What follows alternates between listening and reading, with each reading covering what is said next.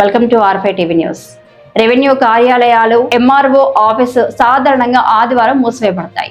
సోమవారం నుండి శనివారం వరకు ప్రామాణిక పని గంటలతో ప్రభుత్వ కార్యాలయాలుగా పనిచేస్తాయి.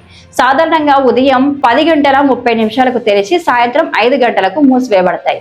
ఆదివారం, రెండవ శనివారాలు తరచుగా ప్రభుత్వ సెలవు దినాలుగా ఉంటాయి.